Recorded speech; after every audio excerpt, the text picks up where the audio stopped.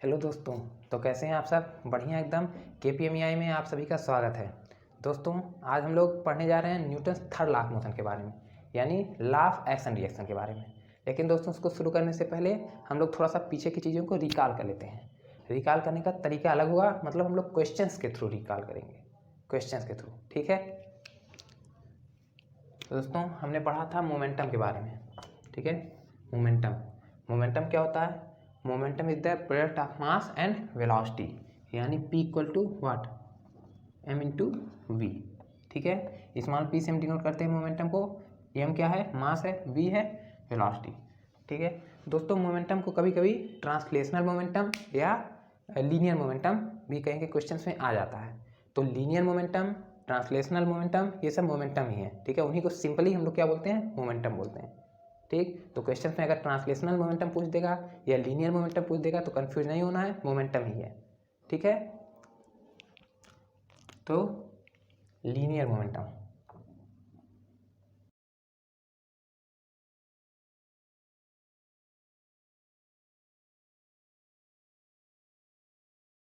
Linear momentum या इसी को हम क्या बोलते हैं? Translational momentum.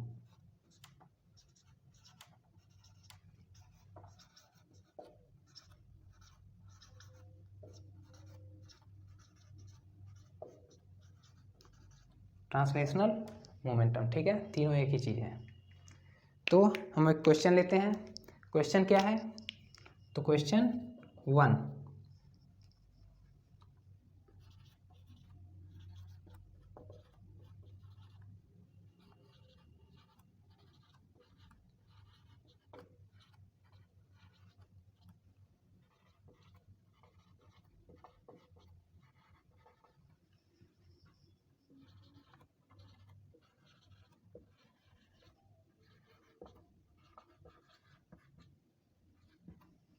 क्वेश्चन है what is the translational momentum of a body at rest. Translational momentum, linear momentum या मोमेंटम, तीनों एक ही चीज़, यानी ये मोमेंटम पूछ रहा है। ठीक है। तो अगर कोई बॉडी रेस्ट में है तो उसका मोमेंटम क्या होगा? तो हम जानते हैं क्या कि P इक्वल टू यानी मोमेंटम। ठीक है, इसका हम सॉल्यूशन दे रहे हैं क्या कि मोमेंटम P इक्वल टू क्या होता है? m इंटू वी होता है। ठीक है। अगर बॉडी रेस्ट में है, बॉडी रेस्ट में है तो मतलब V क्या हो जाएगा? At rest v equal to zero. तो जब v जीरो हो जाएगा तो मोमेंटम भी क्या आ जाएगा? जीरो हो जाएगा। ठीक है। मतलब कि अगर कोई बॉडी रेस्ट में है और उसके मोमेंटम के बारे में बात किया जाए तो मोमेंटम क्या हो जाएगा? उसका जीरो हो जाएगा। मतलब the momentum of a body at rest is zero. Why? Because the velocity of body is zero at rest. ठीक है। तो अब नेक्स्ट क्वेश्चन की बात करते हैं।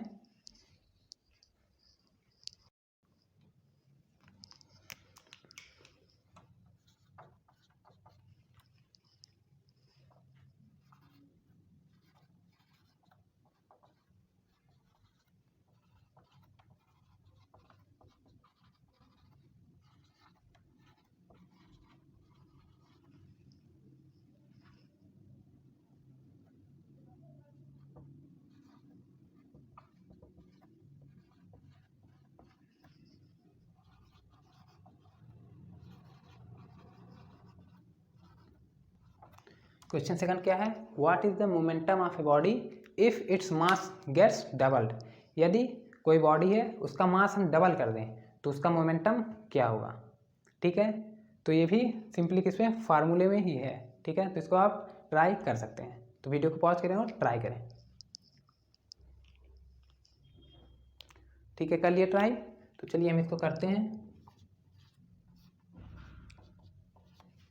सॉल्यूशन। क्या कर रहा है कि बॉडी का मास जो है वो डबल है। ठीक है। तो हम मोमेंटम जानते हैं P इक्वल टू क्या होता है? m into v. ठीक।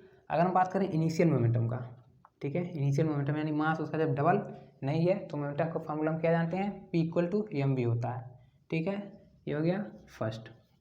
अब बात कर रहा है, क्वेश्चन में कह रहा है कि मास को हम क्या कर रहे हैं? डबल कर दे रहे हैं। मतलब अगर हम P फाइनल की बात करें तो क्या हो जाएगा? मास डबल यानी 2m हो जाएगा, 2m इंटू वी। ठीक है।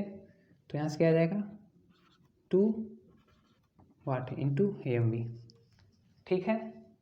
अब हम अगर फर्स्ट से देखें यानी फ्रॉम फर्स्ट क्या जाएगा, एम वी की जगह पर हम पी आई रख सकते हैं यानी इनिशियल मोमेंटम रख सकते हैं। तो क्या जाएगा, एम वी की जगह पी पुट कर दे रहे हैं, ठीक है। पी इनिशियल कहाँ से लिखा है, तो फ्रॉम फर्स्ट यानी फर्स्ट का यूज किया तो जो फाइनल मोमेंटम आ गया पी फाइनल वो कितना आ गया, 2 टाइम्स ऑफ पी इनिशियल, ठीक है।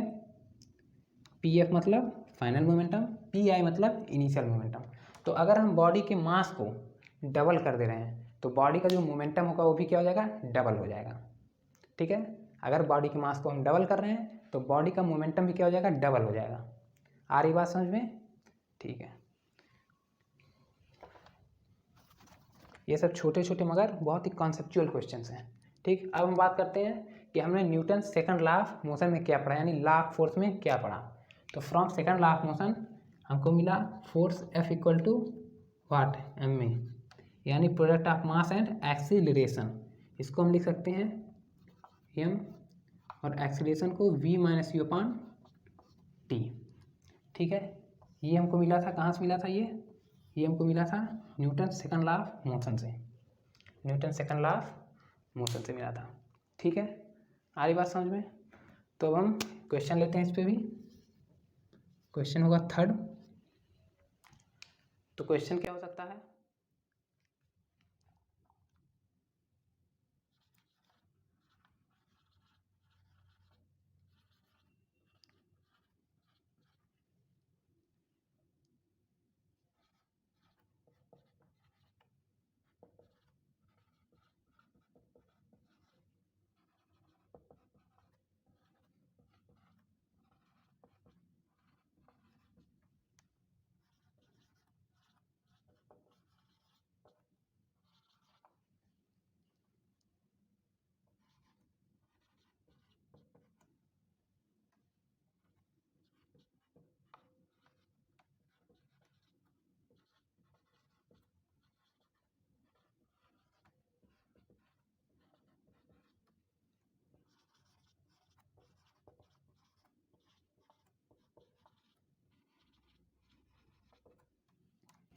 तो क्वेश्चन थर्ड क्या कह रहा है, if a body of mass 40 kg is moving with a constant velocity of 4 metre per second, ठीक है। अगर कोई बॉडी है जिसका मास कितना है 40 kg है और वो कांस्टेंट वेलोसिटी से यानी 4 मीटर पर सेकंड की कांस्टेंट वेलोसिटी से मूव कर रहा है, तो उसका उस पर एक्सटर्नल फोर्स क्या होगा, यानी find external force applied on the body, यानी बॉडी पे जो एक्सटर्नल फोर्स लगा है उसको फाइंड करना है, ठीक है। तो ट्राई करिए इसको भी।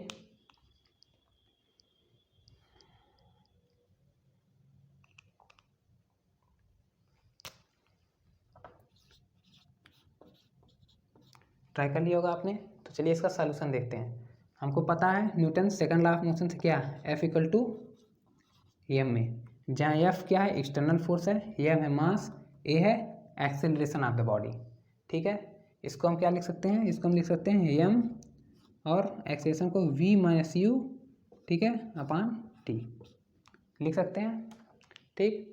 अब इसमें दिया क्या है, क्वेश्चन में हमको दिया है कि मास क्या है 40 kg का है और जिस वेलोसिटी से मूव कर रहा है क्या है, कांस्टेंट है, ठीक है, यानी constant velocity of what 4 metre per second से मूव कर रहा है। तो अगर वेलोसिटी कांस्टेंट है मतलब थ्रू आउट द मोशन जो बॉडी की वेलोसिटी होगी वह 4 मीटर पर सेकंड ही होगी, ठीक है। मतलब किसी भी पॉइंट पे हम देखें जब तक बॉडी मोशन करे उसकी वेलोसिटी क्या मिलेगी, 4 मीटर पर सेकंड। तो हमको पता है कि v क्या है, v है फाइनल वेलोसिटी, u है इनिशियल वेलोसिटी। तो अगर वेलोसिटी कांस्टेंट है तो v और u सेम होगा, ठीक है, v और u दोनों क्या होगा, सेम होगा। तो हम क्या कर सकते हैं, यहाँ से हम लिख सकते हैं व्हाट v माइनस, अगर v और u सेम होगा तो इसको भी हम v कर सकते हैं, ठीक है, क्योंकि v equal to u question में बोल दिया है कि वेलोसिटी कांस्टेंट है और अपॉन टाइम t, तो कितना आ जाएगा 0। मतलब कि जो एक्सटर्नल फोर्स होगा यानी F एक्सटर्नल कितना आ जाएगा, 0 न्यूटन आ जाएगा, ठीक है। क्यों 0 आ जाएगा, क्योंकि बॉडी की जो वेलोसिटी हो क्या है, कांस्टेंट है। वेलोसिटी कांस्टेंट मतलब एक्सीलरेशन क्या है, बॉडी का एक्सीलरेशन 0 है। तो जब एक्सीलरेशन 0 रहेगा तो फोर्स 0 रहेगा। हम जानते हैं कि अगर हम किसी बॉडी पर फोर्स लगाते हैं तो बॉडी एक्सीलरेट करने लगती है, ठीक है। तो अगर एक्सीलरेशन जीरो होगा इसका मतलब क्या है, मतलब बॉडी एक्सीलेट ही नहीं कर रही है, मतलब हम फोर्स ही नहीं लगा रहे हैं, ठीक है, यानी एक्सटर्नल फोर्स जो हम लगा रहे हैं क्या है, जीरो है, ठीक है। तो अब हम बात करते हैं Newton's third law of motion के बारे में, ठीक है, मिटा दें इसको।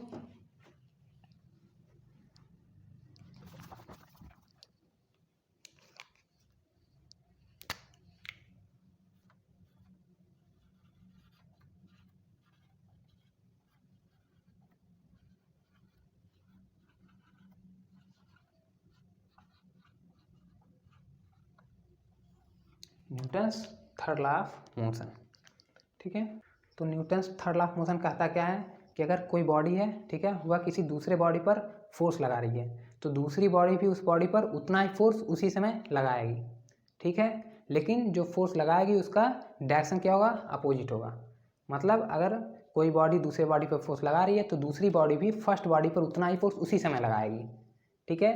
और जो डायरेक्शन होगा फोर्स का वो क्या होगा, उसके अपोजिट होगा। मतलब यहाँ पे अगर कोई बॉडी है या मान लेते हैं यहाँ पे वाल है, ठीक है, ये क्या है, वाल है, ठीक, और यहाँ पे क्या है, बॉल, ठीक है, ये है बॉल, इसको हम क्या कर रहे हैं, वाल पे हिट कर रहे हैं, ठीक है, ऐसे फेंक रहे हैं, इसको थ्रो कर रहे हैं इस पर, तो बॉल आके यहाँ पे हिट करेगी। जिस समय बॉल यहाँ पे हिट करेगी, ठीक है, मतलब कि बॉल इस पर क्या करिए, कोई फोर्स F1 लगा रही है, ठीक, उसी समय ये वाल, ठीक है, बॉल पे भी एक फोर्स लगाएगी F2, ठीक है, उसी समय वाल भी बॉल पे एक फोर्स लगाएगा F2, लेकिन दोनों फोर्स का जो मैग्नीट्यूड होगा यानी F1 equal to F2, magnitude क्या होगा, सेम होगा, और अपोजिट डायरेक्शन में दोनों फोर्स एक्ट करेंगे, ठीक है।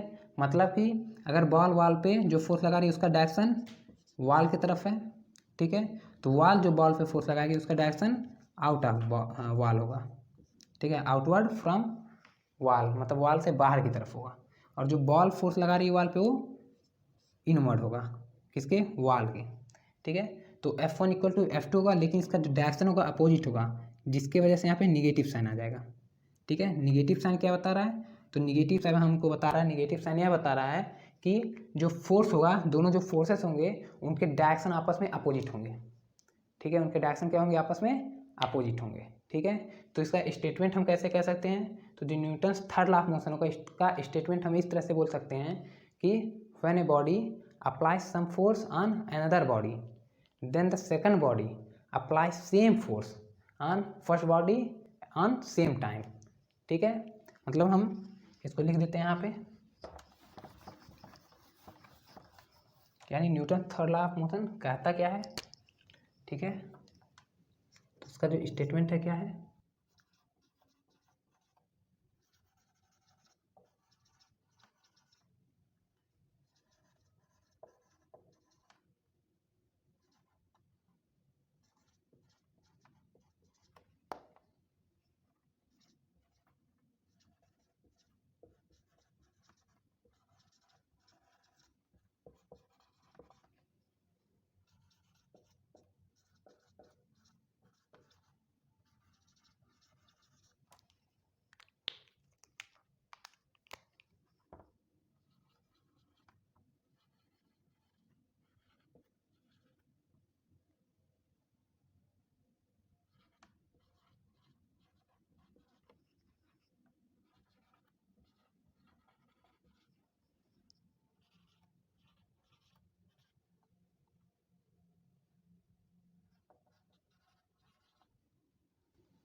when a body applies a force on another body then the second body also applies a force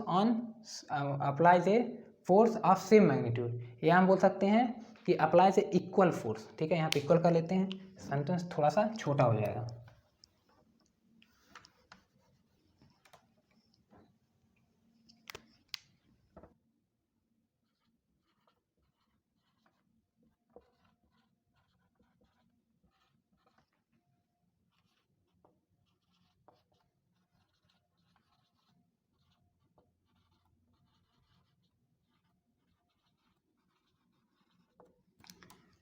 When any body applies a force on another body then the second body also applies equal force on first body simultaneously, मतलब कि जैसे यहाँ पे कोई body है, वही ले लेते हैं एग्जांपल वॉल है यहाँ पे, ठीक है। और यहाँ पे हमने क्या किया, एक बॉल को इस पर हिट कराया, एक बॉल को हमने इस पर हिट कराया, ठीक है। जो बॉल वॉल पे फोर्स लगाएगा वो है F1, ठीक, जो कि इनवर्ड ऑफ द वॉल होगा। और जो वॉल बॉल पे फोर्स लगाएगा वो क्या होगा, F2, और F2 क्या होगा, आउटवर्ड फ्रॉम वॉल होगा, ठीक है। ये दोनों फोर्सेस जब F1 लगेगा, ठीक है, जब F1 वॉल पे एक्ट करेगा उसी समय F2 भी इस बॉल पे एक्ट करेगा, ठीक है। यानी जिस समय बॉल, ठीक है, इस वॉल को हिट करेगी उसी समय वॉल भी बॉल पे फोर्स लगाएगी साइमल्टेनियसली, मतलब दोनों फोर्सेस एक साथ लगेंगे और उनका मैग्नीट्यूड क्या होगा, इक्वल होगा, और डायरेक्शन क्या होगा, अपोजिट होगा। यानी F1 is equal to what, minus of F2, ठीक है। ये दिख रहा है कि नहीं कैमरे में, दिख रहा है, ठीक है। तो इनका जो डायरेक्शन होगा क्या होगा, अपोजिट होगा, ठीक है। तो कुछ पॉइंट्स लिख लेते हैं हम। पहला पॉइंट क्या है, बोथ फोर्सेस मतलब F1 एंड F2, ये बोथ फोर्सेस, ठीक, आर लाइट की जो है बहुत दिक्कत है, ठीक है, कभी फ्लक्चुएशन होता है, कभी लाइट कट जाती है। तो both forces are of what, equal magnitude, equal magnitude, ठीक है। और the direction of both forces are opposite,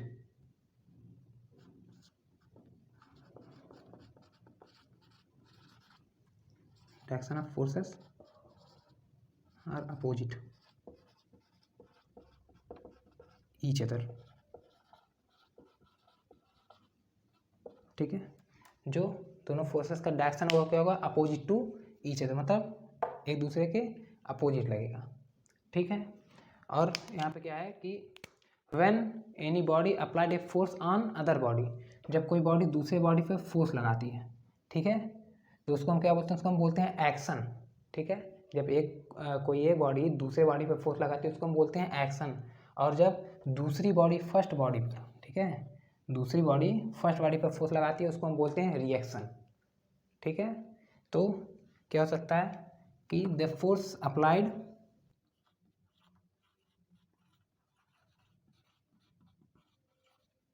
by what, first body on second body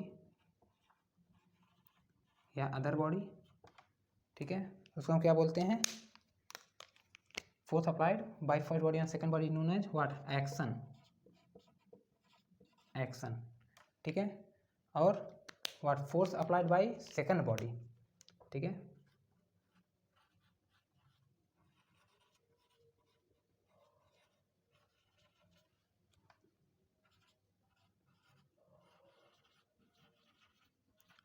on first body, इसको हम बोलते हैं व्हाट, रिएक्शन, रिएक्शन, ठीक है, रिएक्शन। इसीलिए Newton third law of motion को बोलते हैं लॉ ऑफ एक्शन रिएक्शन, ठीक है, लॉ ऑफ एक्शन रिएक्शन। तो यहाँ से इसका एक और स्टेटमेंट हो सकता है क्या, कि फॉर एवरी एक्शन, ठीक है, for every action there is always equal and opposite reaction, ठीक है, यह भी स्टेटमेंट होता है, ठीक, Newton third law of motion का, यानी लॉ ऑफ एक्शन रिएक्शन का क्या होता है, for every action there is always equal and opposite reaction, ठीक है। तो उसको भी हम लिख सकते हैं। इसको क्या बोला जाता है, इसी वजह से बोला जाता है what, law of action reaction,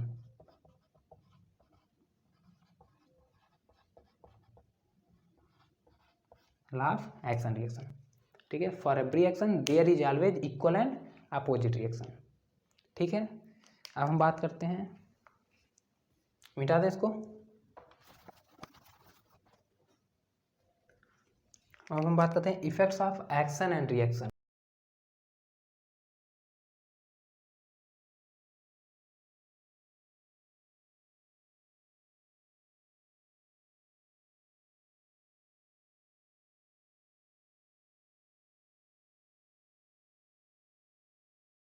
effects of action and reaction.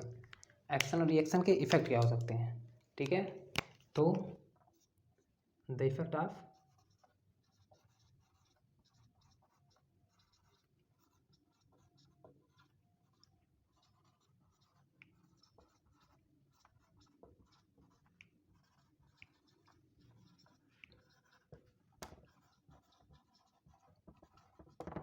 The effect of action and reaction में भी डिफरेंट, मतलब अलग अलग हो सकते हैं। यानी जो एक्शन का इफेक्ट होगा, ठीक है, और जो रिएक्शन का इफेक्ट होगा, दोनों अलग अलग हो सकते हैं, ठीक। यह डिपेंड करता है मास ऑफ बॉडीज़ पे, ठीक है। जिन जिन बॉडी में, ठीक है, एक्शन रिएक्शन हो रहा है, यानी जिन बॉडी के बीच में फोर्सेस लग रहे हैं उनके मास पे डिपेंड करता है, ठीक है, कि उनका इफेक्ट कैसा होगा। तो दोनों का इफेक्ट डिफरेंट डिफरेंट यानी अलग अलग हो सकता है, ठीक है। हम कैसे जानेंगे, तो इसको हमको समझने के लिए, ठीक है, हमने पढ़ रखा है Newton second law of motion यानी लॉ ऑफ फोर्स के बारे में। मतलब F equal to M A. F क्या है, एक्सटर्नल फोर्स, एम है मास एंड ए है एक्सेलरेशन, ठीक है। इसको हम यूजुअल हो जाए इसके, ठीक है, हैबिचुअल हो गए हैं V minus U upon T, ठीक है। V minus U upon T हम ए को लिख सकते हैं, मतलब F equal to M V minus U upon T, ठीक है। मतलब कि क्या है कि जब बॉडी पे, ठीक है, किसी बॉडी पे हम फोर्स लगाएंगे तो बॉडी में एक्सीलरेशन प्रोड्यूस होगा, यानी बॉडी एक्सीलरेट करेगी, ठीक है। किसी बॉडी में हम फोर्स लगाएंगे तो बॉडी एक्सीलरेट करेगी। अब अगर कोई बॉडी है उसका मास है 5 kg और अगर कोई बॉडी है उसका मास है 10 kg, ठीक है, और दोनों पर हम इक्वल फोर्स लगा रहे हैं, यानी दोनों पर हम सेम फोर्स F लगा रहे हैं, ठीक है, अलग अलग मासेस पे, ठीक। तो जो एक्सीलरेशन, ठीक है, 10 kg मास वाले बॉडी का होगा वो कम होगा 5 kg वाले मास के एक्सीलरेशन से। मतलब कि अगर कोई, हम क्या कर रहे हैं कि कोई बॉडी है जिसका मास कितना है, कोई बॉडी है बॉडी 1, ठीक है, और यहाँ हम ले रहे हैं बॉडी 2,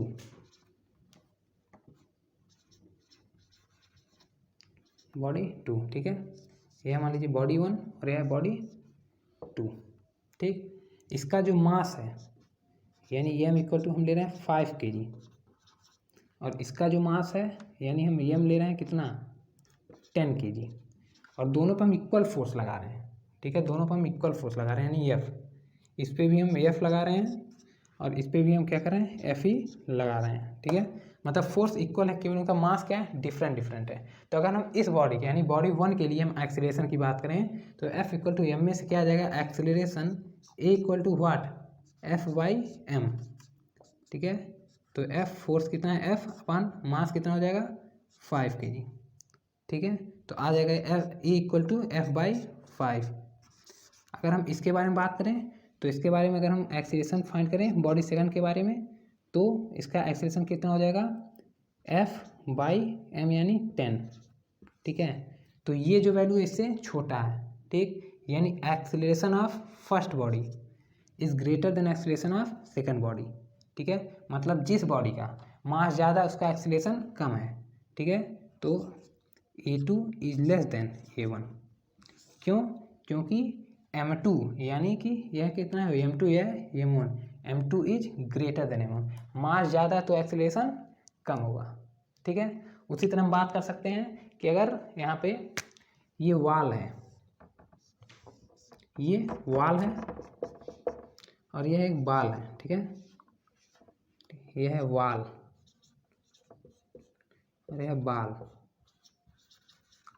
ठीक। तो जो वाल का मास होता है, वाल का जो मास होता है वह 500, 1000, 1500 किलोग्राम होता है और जो बाल का मास होता है वह ग्राम में होता है, ठीक है। और वाल जो होता है किलोग्राम में, वो भी कई सौ हज़ार, ठीक है, और यह ग्राम में होता है, मतलब 30-40 ग्राम का।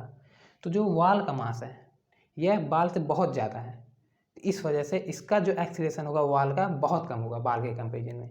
इसीलिए जब हम वाल पे बाल को हिट करते हैं, ठीक है, तो वाल में मोशन नहीं आता, मोशन बॉल में आता है, बॉल में आता क्यों, क्योंकि बॉल का मास बहुत कम है जिसकी वजह से एक्सीलरेशन बहुत ज़्यादा हो जाता है। और वाल जो है वाल का मास बहुत ज़्यादा है, इस वजह से एक्सीलरेशन निग्लिजिबल हो जाता है, निग्लिजिबल मतलब जीरो हो जाता है, ठीक है। इसलिए बॉल तेज़ी से वहाँ से बाउंस करता है, बॉल तेज़ी से बाउंस करता है, ठीक है। तो यह हो गया what effect of action and reaction. तो effect of action and reaction depends upon mass of bodies, ठीक है, आ रही है बात समझ में। Effect of action and reaction depends on mass of bodies and the effect of action reaction में बी डिफरेंट, ठीक है, अलग अलग हो सकता है। क्यों? क्योंकि ये मास पे डिपेंड कर रहा है, ठीक है। तो मास ज़्यादा होगा तो उसका इफेक्ट यानी एक्सेलरेशन कम होगा, मास कम होगा तो इफेक्ट ज़्यादा होगा यानी एक्सेलरेशन ज़्यादा होगा, ठीक है। और एक्सेलरेशन ज़्यादा होगा तो फोर्स ज़्यादा रहेगा, ठीक है। अब हम बात करते हैं examples of third law of motion. मिटा दें इसको।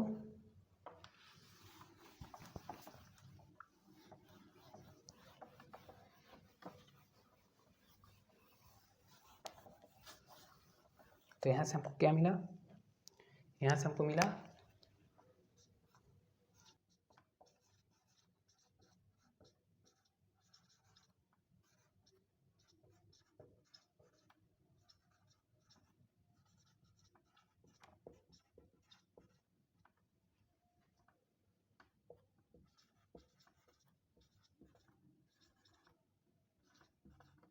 डिपेंड्स ऑन,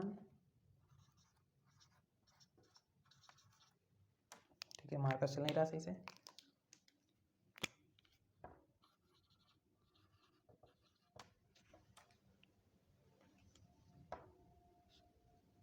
ठीक है, हो गया। Effect of action and reaction depends on mass of bodies, ठीक है, मतलब मास ज़्यादा होगा तो इफेक्ट ज़्यादा होगा, मास कम होगा तो इफेक्ट कम होगा, ठीक है। हम वॉल और बाल का एग्जांपल से समझ सकते हैं। वॉल का मास बहुत ज़्यादा होता है, ठीक है, इस वजह से उसमें मोमेंटम यानी मोशन जीरो होता है, एक्सेलरेशन जीरो के बराबर होता है। और बाल जो होता है, बाल का मास बहुत कम होता है, जिसके वजह से उसमें क्या होता है, एक्सेलरेशन ज़्यादा होता है, ठीक है।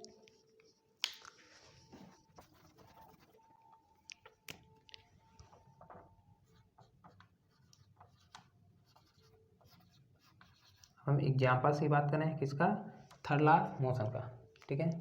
तो एग्जाम्पल 1 जो हो जाएगा क्या हो जाएगा,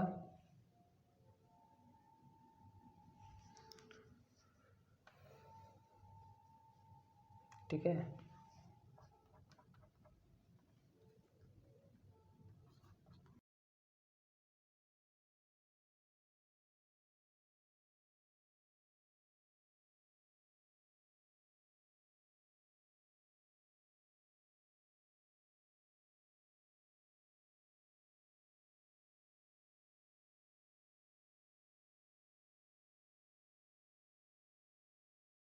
रनिंग मतलब action reaction works on running.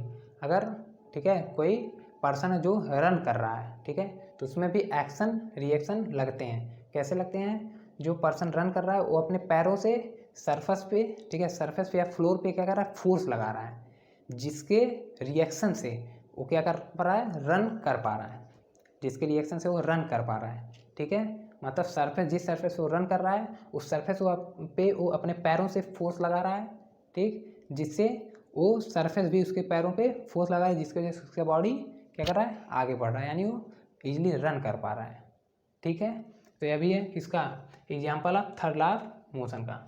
दूसरा हम ले सकते हैं, दूसरा क्या ले सकते हैं, स्विमिंग।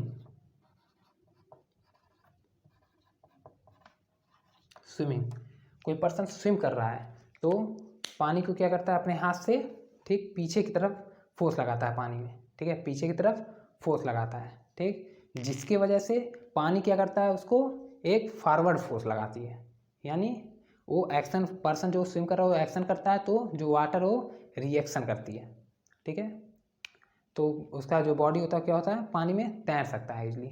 मतलब अगर कोई पर्सन स्विम कर रहा है, ठीक है, तो वो क्या करेगा, पर्सन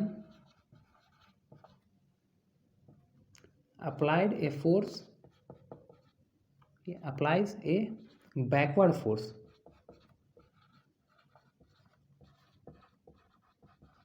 ऑन वाटर या इन वाटर ड्यू टू विच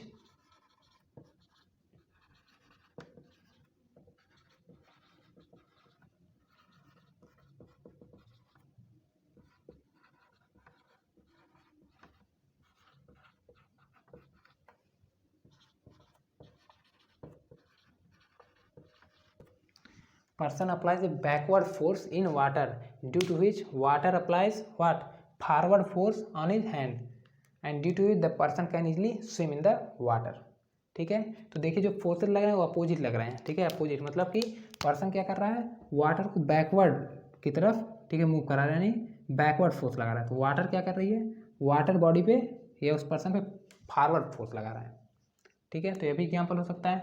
और तीसरा एग्जाम्पल हम क्या ले सकते हैं, तीसरा एग्जाम्पल हम ले सकते हैं रिकॉइलिंग ऑफ गन, जो कि बहुत ही बेहतरीन एग्जाम्पल है, रिकॉइलिंग ऑफ गन, ठीक है। रिकॉइलिंग ऑफ गन क्या होता है, अगर गन से कोई बुलेट, ठीक है, फायर किया जा रहा है तो बुलेट गन पे क्या करेगा, एक बैकवर्ड फोर्स लगाता है, ठीक है। किसी गन से बुलेट फायर किया जा रहा है तो बुलेट क्या करता है, गन पे बैकवर्ड फोर्स लगाता है, जिसको हम बोलते हैं रिकॉइलिंग ऑफ गन, ठीक। तो इसको हम लिख सकते हैं व्हेन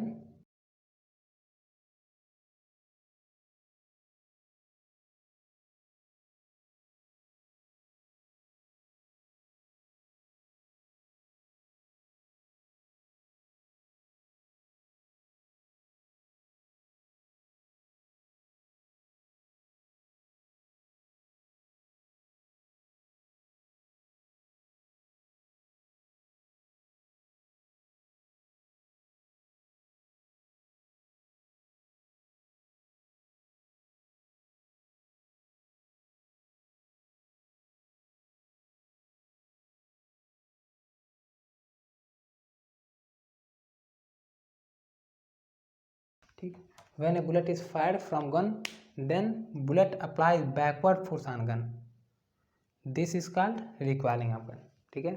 गन से कोई बुलेट फायर किया जा रहा है तो गन क्या करेगा, बैकवर्ड फोर्स एक एक्सपीरियंस करेगा, एक बैकवर्ड फोर्स एक्सपीरियंस करेगा, जिस फोर्स को हम बोलते हैं रिकॉइलिंग ऑफ गन। तो ये बहुत ही बेहतरीन एग्जाम्पल है, इसको हमें आगे भी पढ़ना है, किसमें, हमको पढ़ना है कंजर्वेशन ऑफ लीनियर मोमेंटम में, कंजर्वेशन ऑफ लीनियर मोमेंटम का एग्जाम्पल, इसको अच्छे से हमको पढ़ना है, ठीक है। तो ये सब एग्जाम्पल हो गए। और क्या एग्जाम्पल हो सकते हैं, तो और एग्जाम्पल हो सकते हैं जैसे बोट हुआ, ठीक है, कोई पर्सन बोट से जंप कर रहा है तो बोट क्या होगा, पीछे की तरफ एक फोर्स एक्सपीरियंस करेगा, ठीक है, जिसके वजह से पर्सन क्या कर पाएगा, आगे कूद पाएगा, यानी बोट पर से उतर पाएगा, ठीक है। तो अभी एग्जाम्पल हो गया कि इसका थर्ड लॉ ऑफ मोशन का, यानी लॉ ऑफ एक्शन रिएक्शन का। और हो गया जैसे रॉकेट है, ठीक है, कोई रॉकेट है, रॉकेट अगर ऊपर की तरफ लॉन्च किया जा रहा है तो रॉकेट में क्या होते हैं, गैसेस होते हैं जो कि बर्न करके नीचे की तरफ फोर्स लगाते हैं, ठीक है, यानी बहुत तेज़ी से निकलते हैं, जिसके रिएक्शन में रॉकेट क्या होता है, तेज़ी से ऊपर जाता है और स्केप कर जाता है। तो ऐसे बहुत सारे एग्जाम्पल हैं एक्शन और रिएक्शन के। तो अब हम बात करते हैं बहुत ही important topic conservation of linear momentum का, ठीक है। तो मिटा दें इसको, इसके कई सारे एग्जाम्पल हो सकते हैं। Conservation of linear momentum,